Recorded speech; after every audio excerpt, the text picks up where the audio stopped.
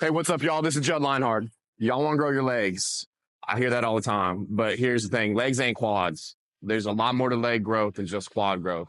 You ain't going to get big legs sitting down doing leg extensions, hitting the leg press. Those are both good moves, but you need hamstrings.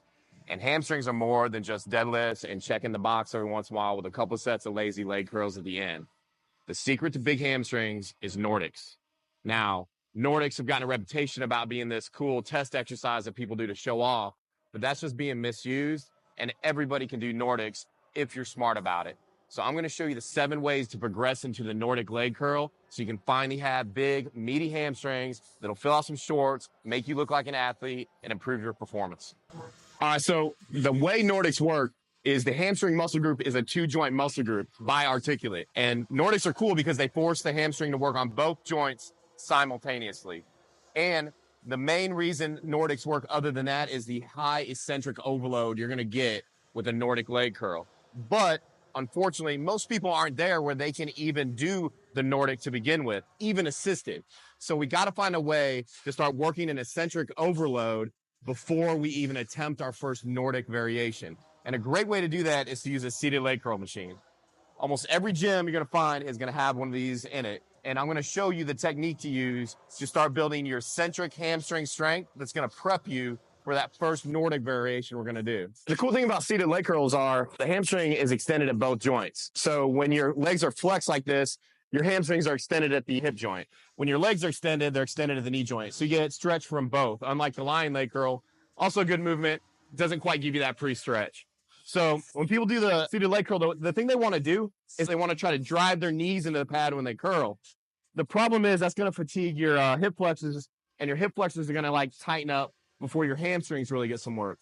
So how you do it is you try to extend at your glutes right here as you curl your legs, and that's going to deactivate your hip flexors and really put a lot more tension on your hamstrings.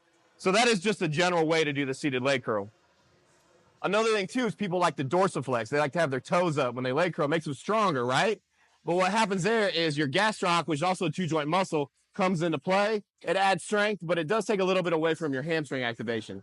So you might want to consider plantar flexing those feet, pointing your toes down. It's going to make the movement a little bit harder, but you're going to really isolate the hamstrings a little bit more. So here's the technique that we're going to do.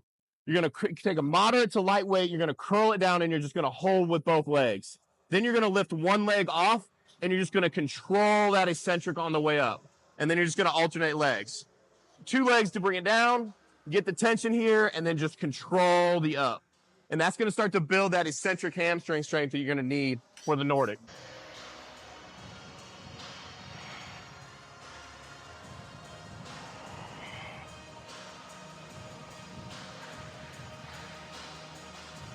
Okay, so after you spend a couple weeks doing the eccentric overloads on a seated leg curl machine, I want you to hit that up about 2 to 3 times a week for a couple weeks to really start, give your body a chance to adapt and start to build some eccentric strength in those hamstrings. Then we can move on to the bent hip iso holds Nordics. Now, some places have a Nordic machine, but most places don't. And I actually don't even prefer the Nordic machines because, as I'm going to explain later, I would prefer it if you do your Nordics from a slightly bent hip. Now, a lot of people consider that cheating for the Nordic, and if you're going to test it out, sure, the bent hip does make it easier. But it also, like I said, it pre-stretches that hamstring muscle group at 2 joints, and you get a better stretch when you do your Nordics. So, you know, I'm not one to say you have to do things one way or another, but for the majority of my Nordics, most of the movement, I use a slightly bent hip. Now I'm going to show you the setup. So all you got to do, you got to take a barbell here, and you're going to put it nice and low. So there's about 6 inches to a foot between this and the bench. Make sure, and this is very important, make sure you load your body weight at least on the barbell so the barbell doesn't move when you're trying to do your Nordics. That gets embarrassing. And then take a hip pad that most gyms have, stick it right here. All you're going to do, this is going to be about half of my shin length away from the pad right here. I'm just going to get set up right here. All right, now this doesn't take much. You're going to lean forward with your hips this way, abs tight until you feel those hamstrings engage. And then you're just going to push forward until you feel tightness, and then you're just going to bend forward at the hips, and you're just going to hold it. And then when you're done, pull it back. If you have to go down the ground, that's fine. 2 to 3 sets, try to get about 30 seconds. Like I said earlier, if you want to make them harder, all you got to do is point your toes. So I'm starting with my toes dorsiflexed. I got that. Point my toes makes it a little bit harder because I take my gastroc out of the movement. Just hold that. Even this for me right here, pretty hard to do. Let's say I can't get myself back up. I just let myself go to the ground, push back up, and rest.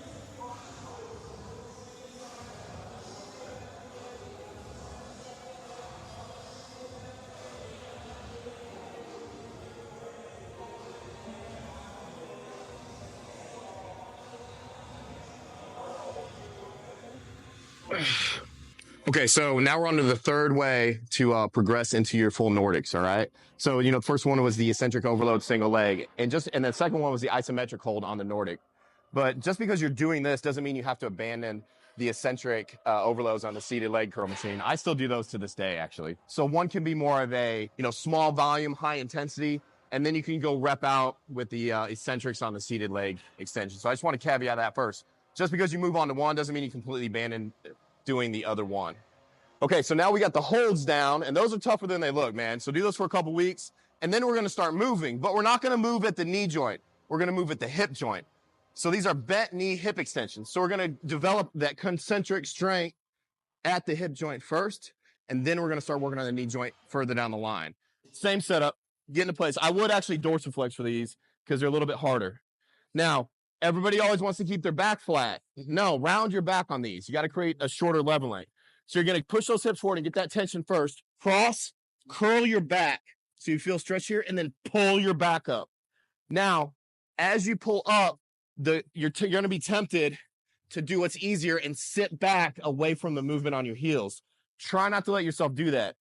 As you go down and stretch, your butt can be back a little bit, but as you come up and get close to the top, really try to push those hips forward into the movement so that you get that full contraction at the top end of the range of motion. So it's curl here, curl your back. It's going to be fine. You're going to hurt your back. Down, try to touch your nose to the ground, pull up, and as you pull up, drive those hips forward.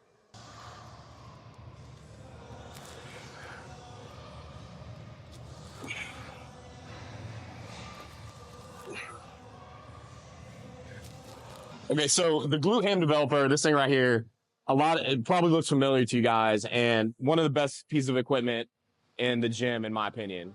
As a matter of fact, like during COVID, when I had to work out at home, I bought two things first. I bought a squat rack, and I bought one of these. They're becoming more common, thank God, but you might not have one of these, and if you don't, I got you, don't worry. I'll show you a setup that you can do so you don't absolutely need one of these. But the principle behind the GHD, it's a lot like a Nordic, only since the lever point is here, instead of on your knee, it gives you like that much more leverage. And it doesn't seem like a lot, but that makes the movement a lot easier. And the cool thing about these is you can move the foot pad up or back, so you can kind of control to some extent how hard it is. But I'm about to show you another way you can control how hard it is using your hands for a self-assist. So don't worry, you ain't gonna fall out of it. Your feet, feet are locked in. Just, very important. You don't want to be on a highlight reel, so make sure your heels are here and not over the top. I've seen that happen before. It's not good. All right, but see, my knee is not actually on the pad right there. See, it's off. So this is the lever point right here. And it's the same thing. So now, before we work the hip through bent knee, got this stronger. Now we're going to work the hamstring at the knee group. So all you're going to do is you're going to extend out here. Now, a lot of people shorten down the range of motion because they don't feel safe going all the way down. They're not strong enough. But to take your hands here and have them here just very gently so that you feel comfortable getting a very good range of motion and stretch here. And then use your hands just a little bit out of the bottom to help pull yourself back up. Now, if you want to progress it further from there, because that's a little easy, all you do is you take your hands and you keep them to the pad. So you still got to help yourself a little bit here, but you're kind of just limited a little bit more on how much you can help yourself. So just get a real good stretch. Try to get your legs fully extended. Come back up. Make sure you get a good squeeze at the top here. And if you just never get to a Nordic and you just do these, that's pretty darn good. It's more than most people do. All right, so for the next progression after these, we're actually going to stay on the GHD. We're just going to do it in a different way that's going to add intensity. So there's different ways you affect force, right? You can affect force with load, and you affect load by like how much weight you're moving and the lever length, right? But you can also affect force by speed. So simply all we're going to do is on here, but we're going to do the eccentric faster, so we create a larger amount of force with just our body weight. And that's a way to kind of safely train this because you got a good stop.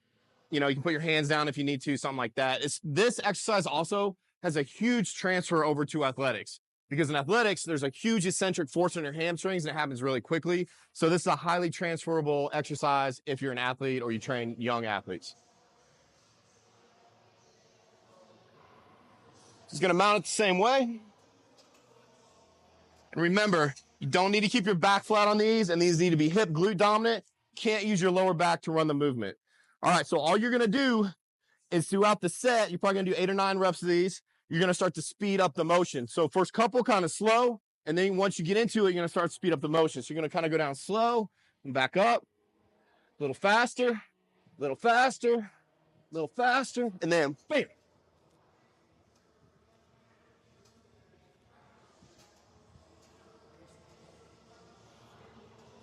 That's pretty much it.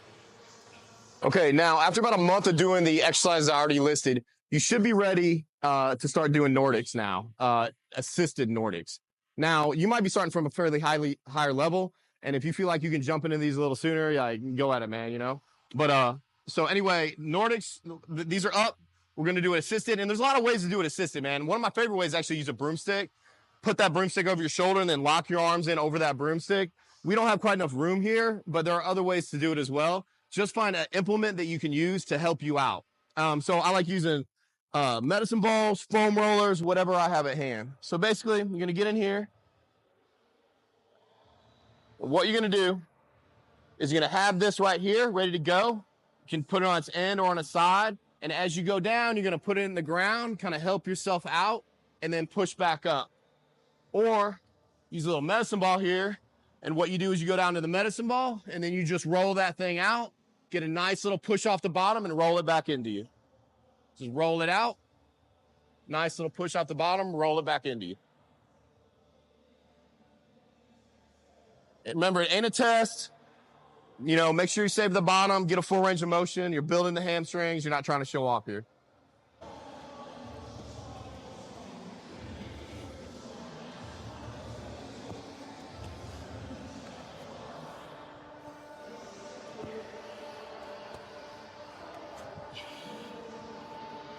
Okay, so here's a little secret. I never really do my Nordics completely unassisted. I'm always having my hands kind of there, ready to help me out at the bottom whenever I need it. And so I can just extend the set, get a few more reps. Also, I want to point out the benefits of having the bench. The bench will lift you up off the ground, allow you to bend at the hips, which pre-stretches the hamstring muscle group at your hips like we talked about. But then since it's elevated, it also lets you go down far enough to where you can get a full stretch at your knee joint as well. You know, so very rarely I'm always like, do it one way and not the other. But in this case, 99% of the time, I would prefer you be elevated on a bench and put a slight bend in those hips. And, you know, if you say, so it does make it a little easier because you're shortening down the lever length a little bit. So I ain't going to pretend like bent hip Nordics are easier than keeping your torso straight, because they're definitely not. That's not what I'm saying. But you get the benefit of a pre-stretch at both joints, which I believe adds value. So just because something's easier doesn't mean it's inferior.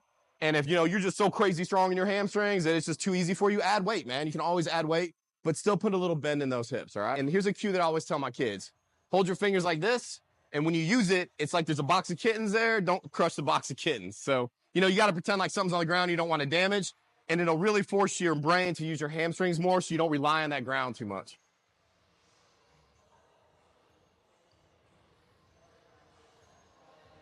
So you're just going to get up here, get your kitten fingers ready or whatever. Put a little tension in those hammies, bend at the hips. Go as slow as you can on the way down, fighting it the whole way. Barely use those fingertips at the bottom. Spring back up if you need to. Really slow, fight it the whole way. Down, spring back up. Now, the key is don't wait too long before you get your fingertips on the ground. Kind of have them extended, and don't be afraid to start to use them a little bit early. That way you just don't like fall onto your fingertips. So you're right here, have them close to the ground, start to use them a little bit here, and then more as you need it, and then back up.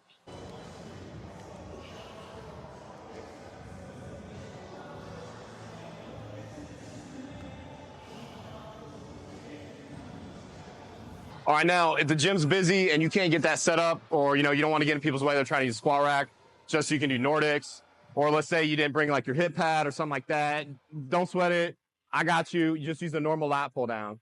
Now, here's the thing. A lot of these have narrow seats, and you ain't going to feel comfortable with it, but here's the thing. Just don't worry about it. Pigeon toe your knees together and let your feet splay out. It'll be just fine. You'll actually feel it a little bit more in the outer hamstring, so it's actually kind of a cool change of pace. Now, also, you know, make sure whatever attachment's up here, you're going to hit your head on it, because I'm going to act like I've never done that, but I have. It's pretty embarrassing. It hurts. So make sure this is good. Make sure this is locked into place. And then all you do, man, is you wedge your knees together here. So they're nice and stable wedged together. And then you just do the same thing you normally do, but with a more pigeon-toed stance here.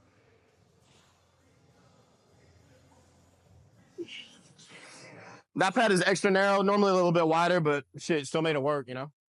Okay, so here's one of my favorite go-tos for hamstrings, all right? It's gonna be 4 exercises in a row. So the first one is just your Nordic, the normal bent knee Nordic that I do. Only I'm gonna take that set when I normally fail, and I'm gonna extend that out to do bottom bounces, and I'll show you what that means in a second. Now, after you do that, what you're gonna do, you're gonna stand up, turn around, take the same weight that was loaded on the bar, you're gonna rep out with some RDLs. You're gonna rack it, back the bench up, sit on the ground, and then you're gonna finish out with some hip thrusts. So 4 in a row, take about a minute between exercises. If you go through that like 3 times, your hamstrings and glutes will be smoked. Okay, so we're gonna pretend like I just did my full set of bent head Nordics, right? Like I'm fatigued, I'm smoked. I can maybe get 1 more rep, all right? So I'm gonna do that last rep. And then what I'm gonna do, I'm just gonna control the descent, and then I'm gonna do something called bottom bounces, where I go from a full range of motion, use my hands, and just try to use my hamstrings and hands to pull my hips up just a little bit, and then rep out to full failure. So this is my last set of bent knee Nordics, right? Like I can like barely pull myself up. Then all I gotta do is control the down, get a good stretch, and just start bouncing with my hamstrings. Well, I just got done with that, right? My hamstrings are smoked. All I gotta do now is I gotta back this bench up a little bit. I take the pad off, set it aside, unrack this right here.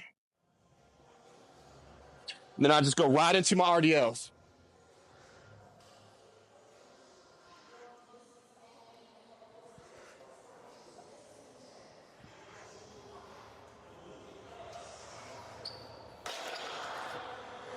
Okay, by this time your hamstring should be pretty smoked.